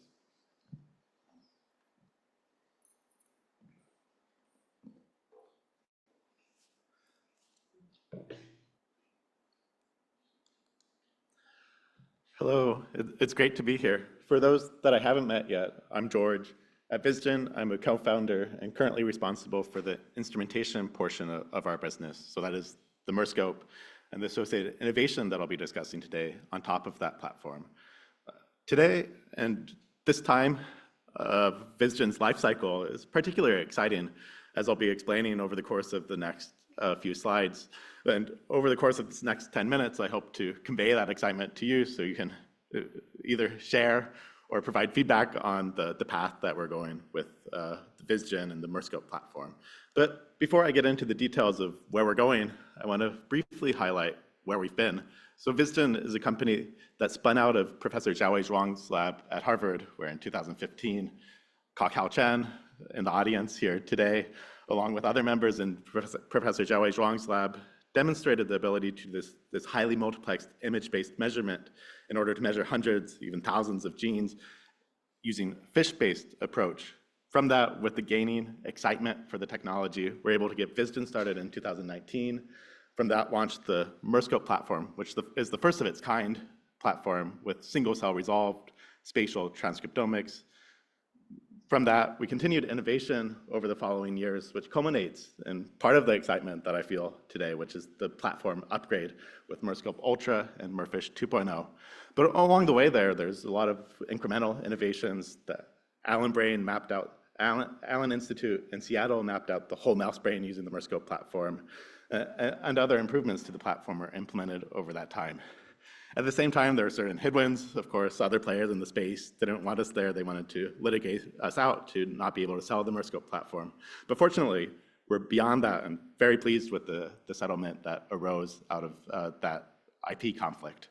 So that's one of the reasons I'm also excited that now we can focus on innovating on top of the MERSCOPE as opposed to other things that don't provide value to the scientific community. But finally, the third piece that leads to the excitement is the recent merger with UltraView, where we're able to bring in additional expertise that will contribute to the more rapid advancement of the MERSCOPE platform in the near future. When we think about what we do day to day at Vizgen, it's very similar to the mission of the Cell Atlas.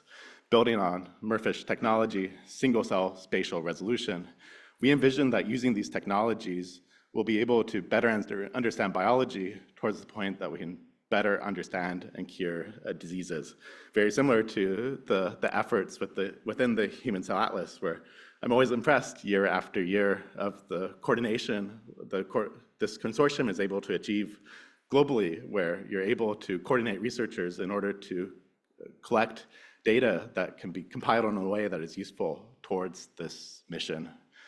So far, since the launch of MERSCOPE platform, more than 2 billion of cells have been mapped using MERSCOPE in just the last few years. But with MERSCOPE, you're able to map tissues like you see here. So here in this ovarian cancer slice, we're measuring 500 genes, all with single cell and single molecule resolution. So anywhere across this tissue slice, we can see exactly where each copy of each transcript is detected within the tissue slice. So here we're not just mapping cells within droplets and measuring their gene expression, but we're mapping those cells within space. So here with this image-based approach, the sensitivity of the measurement is really critical because transcriptomics is already a sparse measurement for critical genes. You might only have a few copies of that gene expressed within the tissue. So you have to have a highly sensitive measurement in order to detect enough copies of the gene so you don't have lots of genes drop out from your measurement. So MERSCOPE was designed from the bottom up in order to achieve a very, very highly sensitive measurement. That's from the sample prep, where we incorporate this tissue clearing process. That's from the microscope design, using a high numerical aperture. Each point corresponding with each transcript appears small and bright. And that comes from the heart of MERFISH, this error-robust encoding and decoding scheme. So all of that together helped MERSCOPE achieve class-leading sensitivity across the diversity of sample types. So that's shown in a whole variety of different publications. Just to highlight a few recent efforts using MERSCOPE towards cell atlasing, we have Craig Steen's group at UCSF, we have Christopher Walsh's group at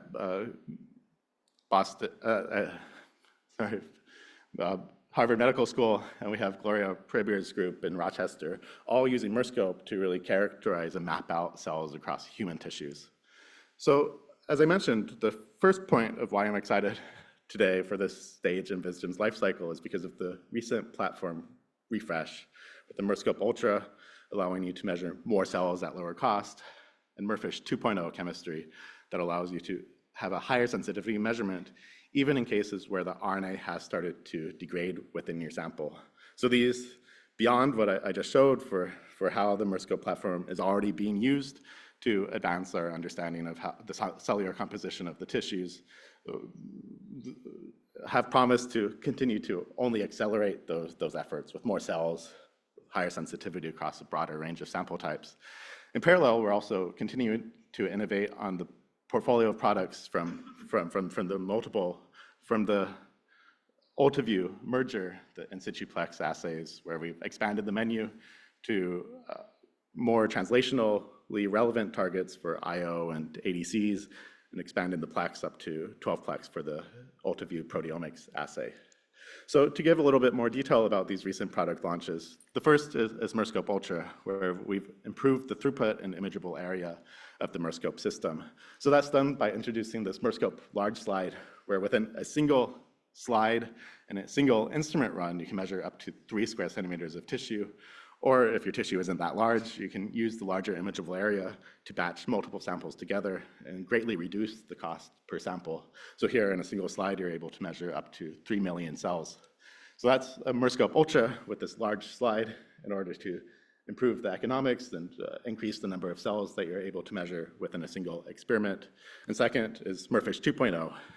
We all know from studying RNA over quite a while through all of the cell atlasing efforts to date, that RNA is a fragile molecule. It's not always possible to collect a sample in ways that don't degrade the RNA, either because you have an archival sample where it wasn't collected in ways that you had RNA measurements in mind, or because it's a tissue type where you have high RNase, either intrinsic contamination or difficulty to harvest the tissue without destroying the RNA. So we recognize that not every sample is going to have precise or completely intact RNAs within it. So that's what motivated us to develop the MERFISH 2.0 chemistry. So here with MERFISH 1, you have each different probe contributing to the brightness of the spot. But with MERFISH 2.0, when the transcript is degraded, then we're able to increase the contribution from each of these probes, but do so all while not making the individual spot brighter. So maintaining this very high sensitivity that's inherent to a MERSCOPE measurement. So with this higher sensitivity for degraded samples, you both get higher sensitivity, so you can say more about each of those cells that you see, but also with a higher sensitivity, you don't have to filter out so many cells where you don't get enough information to really characterize what's happening with them, within them. For example, in this sample, the T cells were particularly low sensitivity, but boosted with MERFISH 2.0, so quite improved representation with the MERFISH 2.0 chemistry. So that's MERSCOPE Ultra, and that's MERFISH 2.0. So that's where we're at now within Vizgen. But as I mentioned, we're also poised to continue building transformative tools, and we're dedicated to continue to build the best tools for cell atlasing initiatives. So as I mentioned earlier, that first comes through capabilities brought in with the UltraView merger. So UltraView is a proteomics company where they have highly sensitive protein assays that are nearly clinical grade, where you're able to measure very broad dynamic range in protein expression based on the amplification technology that they invented. And they couple that with AI-powered image analysis, where it can really carefully and accurately characterize the expression patterns for the proteins, where unlike transcripts, where you know that the transcript is within the cell, the proteins can be along the cell boundary, and it can be much more difficult to characterize the expression level of the proteins. So those two capabilities will power the next generation of MERSCOPE innovation. But from the roots of Vizgen, we've always, since we've spun out from academic lab with Professor Xiaowei Zhuang, we maintain close ties to the academic community. That's both through Xiaowei's lab and the continued innovation that's happening there for functional genomics or higher-plex RNA, but also through collaborations with other groups across the world, for example, higher-plex protein with Christoph Cube. So this, combined with our internal innovation, is going to lead our next product life cycle. So here, right now, with MERSCOPE Ultra, powered by MERFISH 2.0, you measure 3 square centimeters, 1,000 custom genes, up to 6 custom proteins. Already coming soon, we'll be able to improve the slide chemistry so that you can get better tissue adherence, which is a common challenge when it comes to histology. Quantitative sample qualification, so you can more easily figure out, is the RNA within your sample worth measuring? And also, as it is quite relevant to HCA here, pre-designed panels, because when you want to standardize the measurement, you want all the groups that are contributing to that cell atlas to have a measurement that can be easily integrated together. But each group might have their own interest areas. So we're planning to expand our menu of pre-designed panels and add in spiking capabilities. So both have that standardization, but also that customization group by group. So that's the near-term roadmap, but we're particularly excited about the future capabilities of the MERSCOPE platform. So here, beyond that 6-month or so time horizon, we plan to improve cell segmentation. Correctly assigning transcripts to cells is really critical for accurate cell atlasing. We plan to simplify the workflow, expand the analyte catalog, either more protein and more RNA, expand the range, the number of cells that you're able to measure within a single measurement, and introduce functional genomics capabilities. So here, for more cells, with MERSCOPE Ultra, we already extended in the X and Y dimensions. So without increasing the imageable area, that leaves the C dimension that Todd very accurately and very concisely introduced the value of earlier on.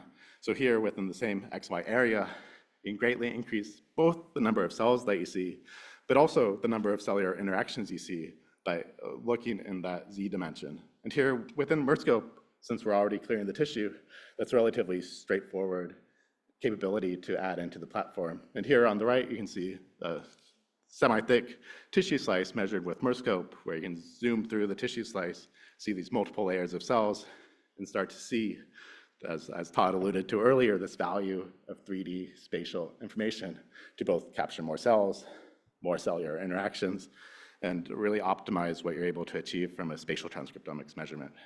So with that, I know I'm likely beyond time since Jay is standing up, but we have a great team here from Vizgen, and if you're interested in learning more or providing feedback on this roadmap that I presented, feel free to find any of us in the exhibition hall over the course of today and tomorrow, and we look forward to talking with you. Great, thank you. So for the interest of time, we would have to move on to the next speaker. Again, please visit their booth. Next, we have Charlie Roco from Parse Biosciences, and he'll talk about new era of biology with scaled up single cells. So Charlie, please. Great. Hey everyone, my name is Charlie. As Jay already introduced, I'm one of the co-founders and CTO of Parse Biosciences. So Parse is the fastest growing single cell company today. We're really honored to be working with 2,500 labs around the world, including many in Singapore, which is one of the 42 countries we're currently in. And we're also really happy to be in really all the top kind of research institutions as well as pharma companies. What's more important though is not that just people are using our technology, but they're actually generating really interesting insights. And so we now have a few hundred publications that have been coming out, either publications or preprints, that have been really finding really interesting insights from our technology. In terms of kind of what we actually offer as a company, we have a bunch of easy to use kits as well as service I'll be talking about. That's one of the newer offerings as well. So we have kits that can profile anywhere from 10,000 up to 5 million cells in a single shot. That can span anywhere from 1 to up to 384 samples. This can be done basically across whole transcriptome, so single cell RNA sequencing, TCR and BCR profiling, so immune profiling combined with gene expression, as well as pooled CRISPR screens. And if you want to select, say, genes of interest after the fact, you can also do gene panels, mostly to reduce sequencing costs. We also have a high throughput service lab that I'll talk about near the end here called GigaLab. Now, hopefully you can appreciate from that previous slide that we're really scalable. I'm going to talk to you very briefly about some comparisons that other researchers have done looking at our data quality across other platforms. But key thing is that our gene detection is really high, and we also avoid things like ambient RNA that you might find in other technologies. It's really easy to get started. You don't need any kind of instrumentation. The main things you need is a centrifuge, multi-channel pipettes, and a thermocycler. And everything we do is actually based on fixation. So the first thing you do is actually fix cells, which allows you to actually do different time points. You can work with collaborators across different parts around the world. But a key part about our technology is that while we fix cells up front, we actually still do an agnostic, species agnostic, reverse transcription-based chemistry. So you can actually still do things like CRISPR, guide RNA detection, TCR, BCR profiling without the need for any kind of custom probes. In terms of the high-level workflow, you start with fixation, then you do barcode line preparation, sequencing. We're compatible with really all sequencing technologies that are currently available. And then you can actually take that raw sequencing data and throw that through our downstream analysis tool called TrailMaker, which I'll talk about in a few slides. In terms of kind of how the technology actually works, as I mentioned, you start out with fixed cells. You do an in-cell reverse transcription step, where you actually kind of append, say, a first wall barcode through a series of split pool barcoding steps that follow afterwards. And really a key thing about this split pool barcoding process is that it all comes down to basically how many barcode combinations you can generate. And so if you think about how many cells you pass through a split pool barcoding scenario, it's just the doublet rate, for example, is just going to be thinking about number of cells you're profiling over number of barcode combinations you're generating. And so in this case, I'm showing you the configuration for our mega kit, our 1 million cell kit, where we generate about 14 million total barcode combinations. At the end of this talk, I'm going to show you how we've actually scaled this up to generate up to 350 million barcode combinations in the same run, where we can actually now do 10 million cells in a single shot. So just to give you a sense of kind of how quickly you can generate really large-scale atlases here. And I think a really key part of this is the time it takes to actually generate these experiments, because I know there's a lot of work up front, obviously preparing experiments and planning things out, the actual, sample preparation. And then there's obviously a lot of work on the downstream part, but it often actually takes a long time to actually generate the data itself for a lot of groups. And I just want to show you how fast you can actually do this while still getting really high quality data. So here we took, in this case, your mice, I'll show you some human data at the end here, where we actually had 7 different organs. We actually multiplexed all of these together in the same run and ran a pentakit, so our 5 million cell kit. The actual barcoding took 3 days, and from cell samples in to data out that was analyzed took about 4 weeks. This is what the data looked like. We got about 5 million cells, 211 kind of high-level cell types, and I'll elaborate what that means later. We got about 70, and one thing that's really interesting though is, and it underscores the power of why you have to do so many more cells, is that 72% of the cell types we actually had in this data set were under 10,000 cells, and 30% of the cell types we detected were actually under 1,000 cells. That's out of 5 million. So it's, think of the percentage of populations that we're actually detecting here. In terms of the actual tissue types we ran, these are the kind of all the ones that we have. This is actually all publicly available data. It's all on our website right now. I'm going to really just focus on the eye and retina because, as you can see, it's probably the most heterogeneous out of all of them. And here, just focusing in, we can see that this is just one subset of the data. So this is just 1 million cells out of the 5 million we profiled. Here we're seeing 60 high-level cell types. But what's kind of interesting is if you actually focus in, if you look at this circled region here, you'll see the kind of the high-level clustering actually calls all these different subclusters as kind of a single cell type, which actually turns out to be the retinal ganglion cells. And if you focus in deeper on there, you can actually start to piece out that there's additional substructure. And we were actually able to redefine all the 46 unique subtypes that are known within the retinal ganglion cells and really understand the transcriptional profile of really unprecedented resolution from what's previously been known. Now, you might wonder why researchers are choosing Parse over, say, other technologies here. And I think what's been really eloquently said in the past is that it's really important to look at independent research studies, and importantly, research studies that haven't been funded by companies. And so I just want to talk through some here that have been completely done independently without the use of any funding from other companies to actually produce the results. In this case, this is actually a study that was done, I think, just across the street from Yaxin and Roco at the Duke NUS. And so they actually ran a comparison of PBMCs here, and they chose Parse to do their systemic sclerosis study, primarily because they found that they could detect rarer cell types due to higher gene detection. A different study done by researchers at the University of Tübingen and Heidelberg in Germany, they were actually looking at cerebral organoids. And they found that while they saw similar gene expression to, say, droplet-based systems, they saw significantly less ribosomal protein coding genes while seeing much higher number of genes that code for transcription factors. And so the conclusion there is that they found much more usable data as a result of the actual context of the genes they're detecting and not just the sheer number of genes they see. Also, to point out that they also saw less stress cells, which is kind of a function of fixation that we can empower in the beginning of the workflow. Now, real quickly, about a year and a half ago, we actually bought a company called Biomage. It was actually spun out of Peter Korchenko's lab while he was at Harvard. And really a key part of this platform here, we've actually kind of rebranded this into we're calling it Trailmaker now. It was previously called Selenix for those who may be familiar. Basically what you can do is take raw FASTQ files and transform that all the way through to publication-ready figures without the need for any coding. And so it's intended to be very user-friendly. It's also free to use for the whole community, and it's also actually platform agnostic. So the whole idea is that you can actually import data from any single cell technology and actually look at it all as a whole in a single platform. To give you a sense of how that looks, here you can just kind of port over your FASTQ files in this case. We also have a kind of console upload option for larger files. You basically hit this button on the top right to hit run the pipeline.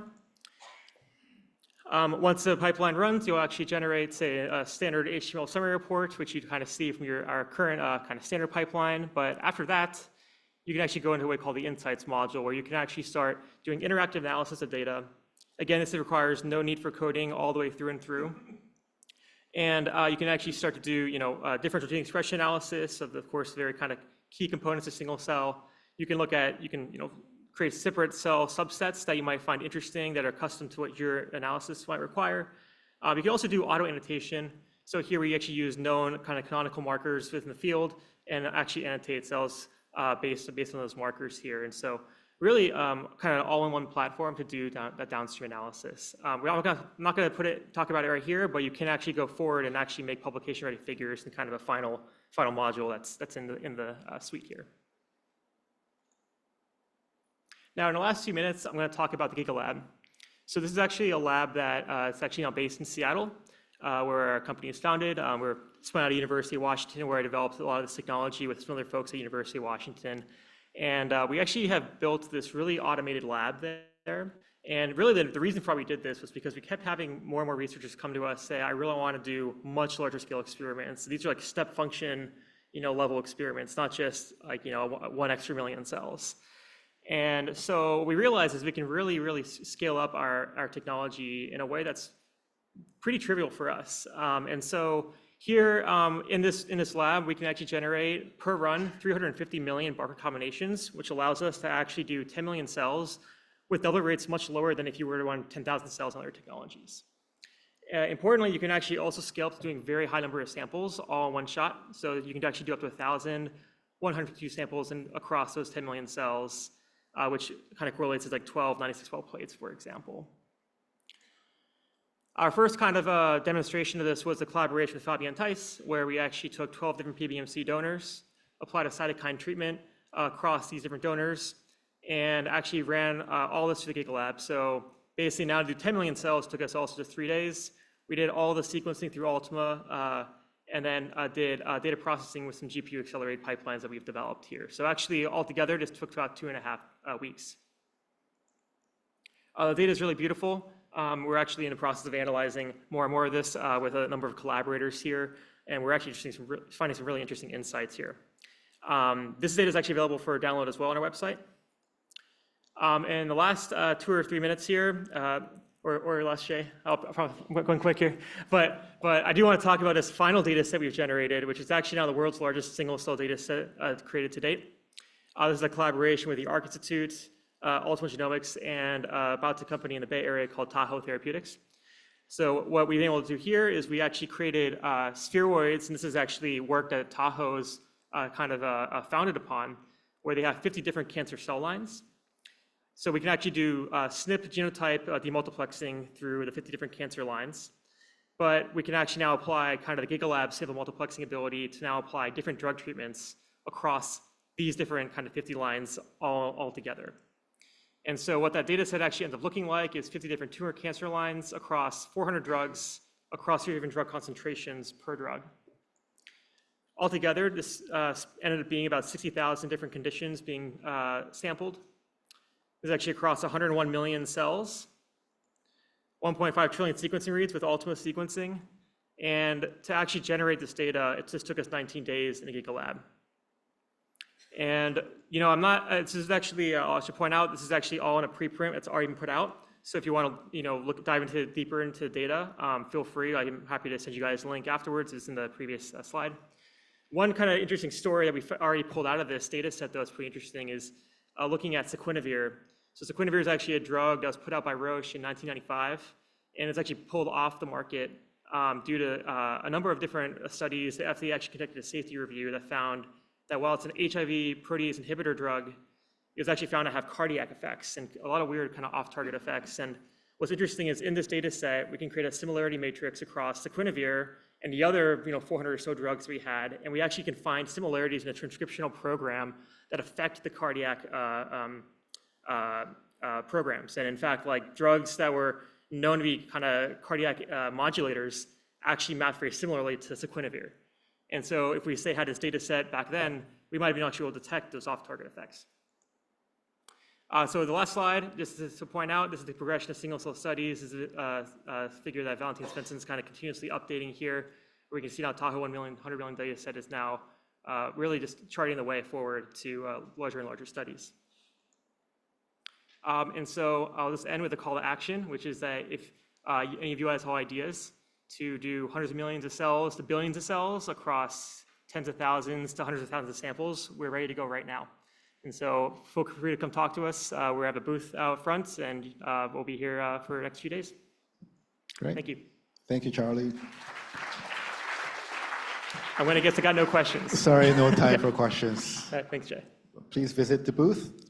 Next, the last speaker of the session is Giovanna Prout from Scale Biosciences, and talk about your partner for the future of HCA from millions to billions of cells. So please. Thanks, Jay. Hi, everyone. I think you can hear me. I'm usually a pretty loud speaker, so I'm actually going to tone it down to not blast you here.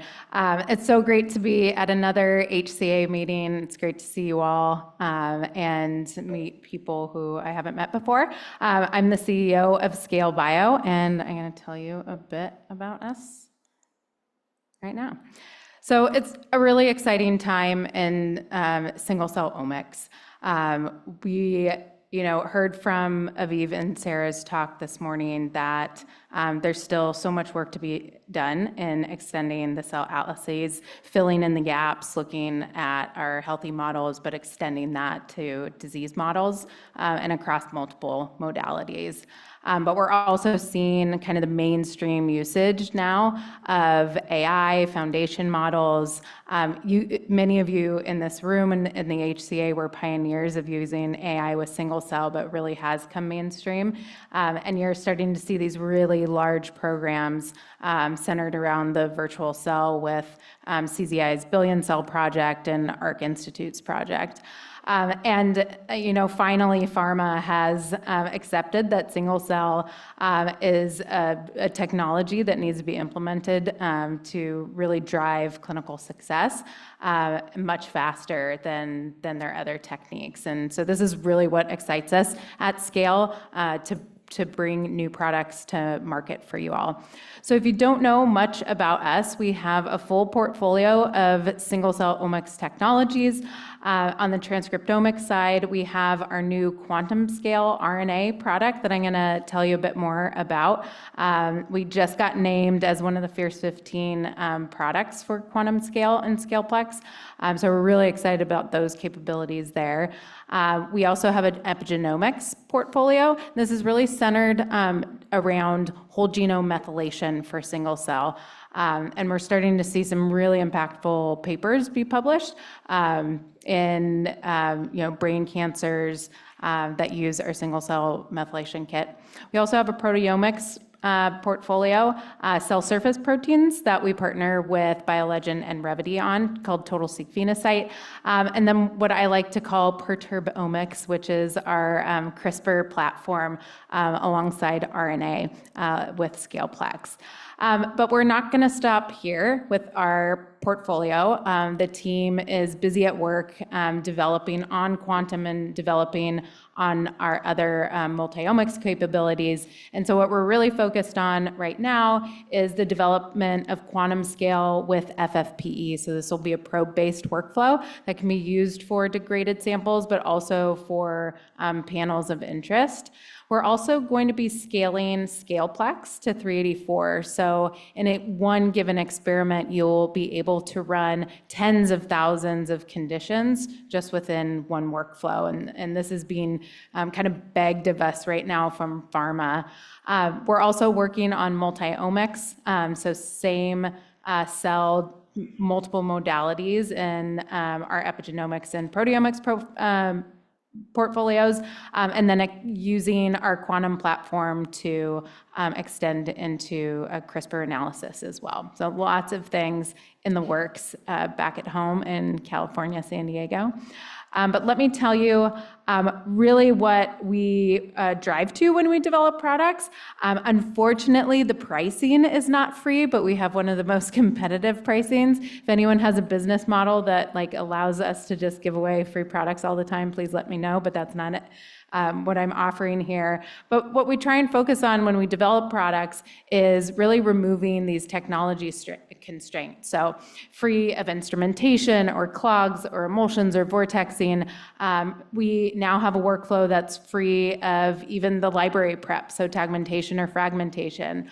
And then on the experimental side, free of these trade-offs between performance and features or lock configurations or hacking the system, or even having to use automation. I was just talking to a customer of Quantum the other day, and he's like, this is just so simple, why would I even need to automate this?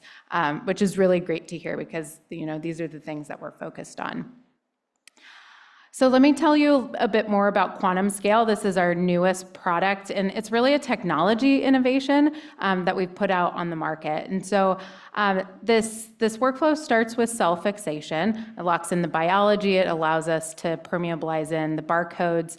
It allows you to batch, collect samples over different locations, different time. We have two different methods here. You can individually fix samples, but then you can scaleplex samples too. And scaleplex is this upfront multiplexing method that allows you, if you wanted to, fix 96 samples and then put them into one well of your RT plate. And if you multiply 96 times 96 wells in your RT plate, you get over 9,000 different conditions. So we have a platform that expands higher than any other platform on the market for numbers of conditions and samples. So that's just the cell fixation component. Now we go into the single cell component. You start with your first plate. This is your RT plate. So we do 3', and then you pool all of your cells out of that plate and you put them into the quantum barcoding plate. And so this is really where the magic happens. And I do appreciate going after Charlie and Parse because he talks about the importance of barcode space. And this is really where we can expand our barcode space in this quantum barcoding plate because it's actually a macro well plate with micro wells in it, and we have beads that apply the barcodes. And by doing this, we have a barcode space of over 600 million barcodes for this one given workflow, which gives us a lot of configurations and extensibility. And when you think about beads and wells, you can also get onto a density roadmap to increase those numbers of beads and barcodes for even higher numbers. And then, like I mentioned, we don't have any fragmentation or tagmentation workflow. We go directly into PCR, and you put on your adapters, either for Illumina or Ultima, and then sequence, and then do your data analysis. And this workflow, no matter the different configuration sizes, is less than a day and a half to do the whole library construction. So, you start your first day in the morning, and by your second day afternoon, you're on a sequencer, or you've shipped out to sequencing like we do. And so we have 5 different configurations for quantum scale. They range from, I can't hear me like that. They range from small all the way to extra large. So small is 84,000 cells. Our extra large is 4 million cells. We also have this really cool modular kit. It's kind of like a Costco pack if you're from the States. We'd love to tell you more about how we do all of these configurations, but it looks exactly the same as what I just showed you on the last page. And we can run many different samples. So like I mentioned, from 1 all the way to 9,000 different samples or conditions, which really gives you this broad range of different types of experiments that you can run, many of which are the types of experimental models that you're doing in cell atlasing. And when we put out these new capabilities, this new flexibility and this new scale, we wanted to ensure that we weren't sacrificing performance on quantum scale. So quantum scale is at least as good, or if not better, than our current on-market product, which doesn't include the quantum scale plate. And so this is just some PBMC data that we ran on our small version of our kit. So really great, genes detected, transcripts detected, mapped to the transcriptome, and we have really high efficiency of our sequencing reads as well, which is important because if you don't, then you're just throwing away sequencing.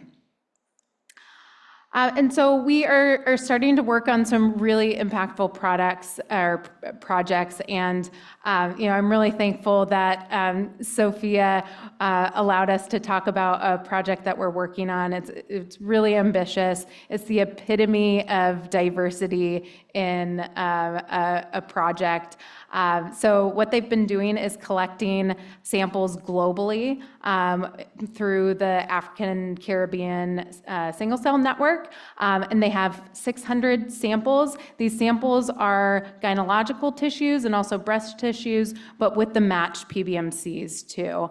And we will run 6 million cells as a part of this program on just 2 runs of the quantum workflow. And I know that Sophia and her team have even more ambitious projects than this, and we're really honored to be a part of this, this really fabulous and diverse project. Another project that we've been working on is actually looking at our Scaleplex, which is this upfront multiplexing, and seeing if it can be a replacement for genetic demultiplexing. So many of you may have been doing genetic demultiplexing to overload droplet systems to run more samples. And with Scaleplex, you could actually eliminate that need. So if you don't have retrospective genotype data or whole exome data, but want to run many, many samples, or maybe you're doing time points of the same person and can't use genetic demultiplexing. So we worked with University of Chicago on this, and we compared this to an overloaded genetic demultiplex 10x workflow. We got very similar cell types, which is the colored plot right there. We have really on par gene sensitivity, which are the 2 box plots on the bottom. The biggest difference that you actually see is the number of multiplets that you get out of 10x versus S, because you have to actually you're intending to overload the system. So in that case, you actually are wasting that sequencing from those multiplets, whereas you aren't doing that in quantum scale. So we continue to work on kind of this technique to see if we can start to replace genetic demultiplexing or use it as a supplemental feature. Okay, I'm almost done. So we also run services. We don't have just one large-scale configuration. We have our full menu of products that can be sent to us in California. And have it be run by our experts. We help you with experimental design, and then we deliver you the data back. And then I wanted to end with just acknowledging that we can't do this without each other, without being a part of your science, without working with other industry partners. We scale together with many different industry partners across the whole workflow, and also being able to be a part of different initiatives to help your science, and being a part and leading the 100 million cell project. We're the only other single cell provider in the billion cell project that the Chan Zuckerberg Institute has initiated. And I'm just really thankful for all of our partners here, for all of you guys for trusting us with your science, and the HCA for letting vendors talk again. So thank you very much. Great, thank you. All right, should we get started? I think we should, yes. I know it's been a long day, but hopefully it was a fruitful and interactive day for you. This is the last session, and it's one of the sponsor talks, and it's from Atrandi Biosciences, and Karolis Leonavicius, sorry. We'll give a talk about the 4th generation single-cell technology, leveraging Atlas data to uncover structure in biological complexity. So, thank you.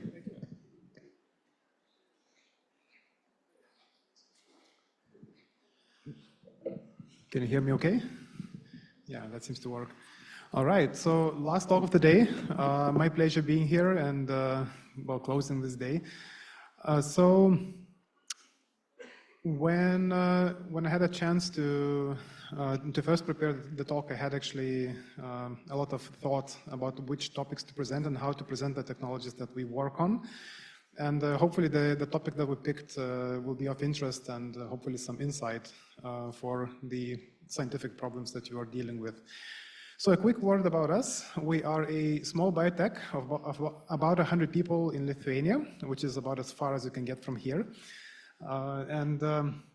We've been growing steadily, making life science tools for about 10 years, and we mostly focused on droplet microfluidics.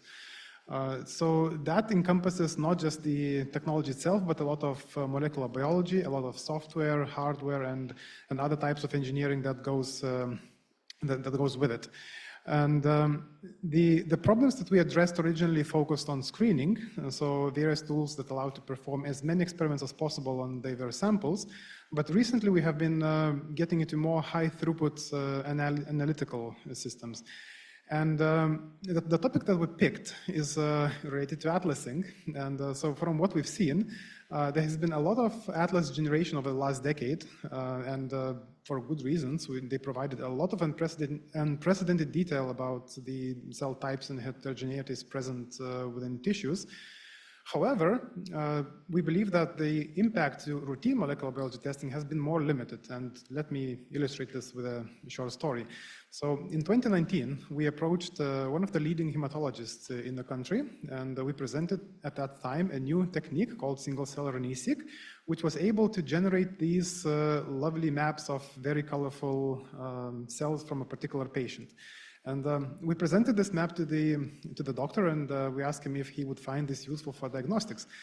And the answer that we got was not the one that we suspected, because it was a very cool and useful technology by its name. The answer that we got is that the doctor did not just know what to do with the data that he got, so he could not answer the question of what to do with the patient, but actually it raised even more questions about that particular patient because of the rich data that he got. So the topic that we are looking into today is this rift between two different types of tools that are present in the market. And that's kind of the thought process that we use to design the new tools that we release eventually.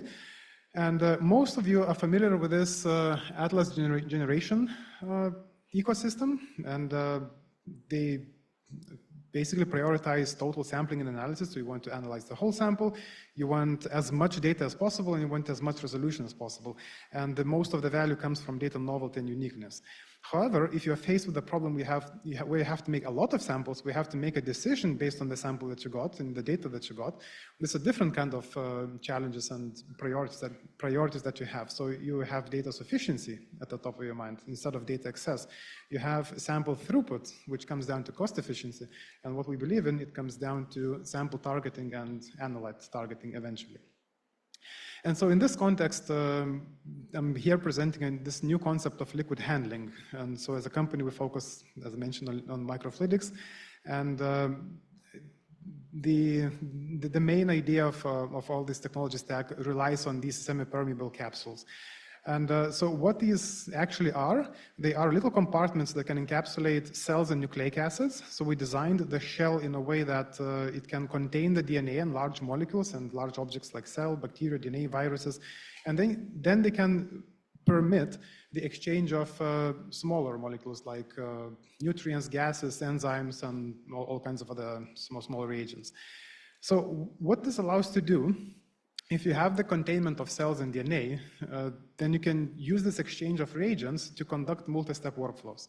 And this then enables quite easy and practical exchange of reagents where between workflow steps, you can simply replace the buffer with the enzymes and with the molecular biology processing that you have in the previous steps. So you just centrifuge the capsules, we call them SPCs, semi-permeable capsules. We just centrifuge them down, you remove the supernatant, add the new reagents, do the reaction, centrifuge again, and then off you go, as many times as you need. And once you have this process, you can unlock a lot of molecular biology processing that has not been previously possible in droplets or other types of compartments. And so those include a whole genome processing, for example, isothermal amplification. It includes PCR, reverse transcription, or ligation, and also you can do nucleic acid modifications if needed. And so based on this technology stack, a lot of people are starting to build various diverse workflows where you can look at nucleic acids in ways and at scale that has not been previously possible. And perhaps one of the simplest approaches and yet powerful is the PCR. So if you have a specific set of targets, for example, 4 amplicons, you can do a very large scale, so millions of cells. You can do a very large scale PCR sequencing where you amplify the selected targets, you sequence them, and then you look for clonal differences between the cells. So quite simple but powerful. Another simple application these days is RNA-seq. You can do the classical approach of compartmentalizing cells, barcoding them, sequencing them, and looking at transcriptomic differences. So that's another set of publication that has been released this year, which you can check out for high throughput RNA-seq. And the data that you get is, well, this is our in-house data, but what we got is quite similar to industry standards. Yeah, so a couple of methods which are relatively simplistic, but where it gets more complex is where you can actually target the DNA and RNA in the same cell. So this is new. So as far as we know, at this scale, it's not really possible to do targeted DNA and RNA sequencing for millions of cells. But if you can do that, you can actually look for clonal differences in transcriptomic populations. You can look for the effects of different genetic modifications that happen at a transcriptomic level. You can look for these different side effects for genetic modifications that have not been possible at this scale before. So this really focuses mostly about targeting nucleic acids and analytes, but what about the actual sample targeting? So one of the challenges that we also noticed is that if you have a large or diverse sample, it's actually quite expensive to process it whole. And costs tend to skyrocket with the analysis complexity going up as well. So we believe it's equally important to target specific subsets of sample to control these costs and also to enable this efficiency that's needed for many of the routine analysis. So we have an accompanying product that's able to enrich the specific SPCs, which can be labeled using diverse microscopy methods. And it can also work not just with SPCs, but spheroids. It can also work with tissue fragments if they are about the right size. And the size is bigger than what a typical FACS instrument could sort. Also, the data that you get is based on microscopy, because for larger particles, you need a bit more data-rich sorting decisions. And also it's still fast enough. It can do about 1 million of these particles per hour. So you can insert this enrichment step into you can insert this enrichment step in various parts of your workflow and still get the enrichment for downstream analysis and save money on sequencing, in other words. So one of the examples is enriching for RT-PCR targets in different cells. So in this case, you can amplify selected targets, which can label selected cells, and you can enrich for them. You can sequence them specifically, and then again have the targeting this way. Quite interestingly, you can also work with larger objects. So it's just a single image of a spheroid population that fits in one of the cycles during the instrument, and you can test hypotheses. So again, you can check for hypotheses like what is the transcriptional difference between these particular spheroids. And in this case, we're looking for the emergence of polarity in cells, which is an interesting concept to enrich for, but the system allows you to do that. You can have these multicellular spheroids which start displaying polarization and cell attachment. You can enrich for them, and then you can do a DNA and RNA-seq to look for what caused this particular phenotype. So this linkage between phenotypes and genetic analysis is one of the most exciting scalable types of routine analysis that we believe we can bring to the market. And the system roughly looks like this. It's like a big PCR machine. It's currently available for early access this year. Next year is coming up as a full release product. And overall, the concept is quite similar to the FACS. You just put in a sample, you select specific particles you want to capture in this case, and then you continue with the rest of the nucleic acid analysis. So putting all of this together, we believe that there is a semi-standard workflow with flexible enrichment steps where you can enrich for sample using microscopy and various labels, and then you can enrich for specific nucleic acids, especially DNA, because a whole genome sequencing is quite expensive. We still do it, but it tends to be really escalating in cost. And once you have these enrichment steps, you can have a workflow that's quite adaptable to routine analysis in various different contexts. So this has been really picking up this year with a lot of collaborations starting to publish. So we had several preprints available from the start of the year, with several others coming up later this year. And that includes the whole genome, whole transcriptome, and the various DNA modifications and DNA accessibility studies. So if you would like to join this group of people, please find us at our stand. I'm sure you'll notice that by the spherical logos. And thanks a lot for your attention. There's also some spherical tea available after the talk. So please look for the spherical tea.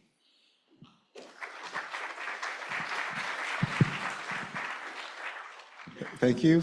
And you actually were early, so I'll take questions if there are any in the room. Chloe.